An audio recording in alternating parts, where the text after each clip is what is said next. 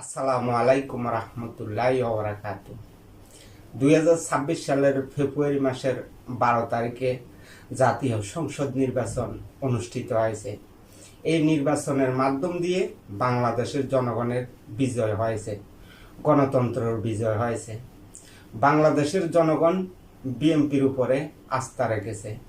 এই কারণে বাংলাদেশের জনগণ বিএনপির মনোনীত প্রার্থীদেরকে ধানের শীষ মার্কা ভোট দিয়ে নির্বাচিত করেছে।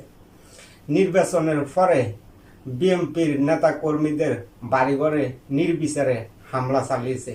বিএনপির নেতা কর্মীদের উপরে নির্বিচারে হামলা চালিয়েছে জামাত শিবিরের নেতা কর্মীরা, এনসিপির নেতা কর্মীরা।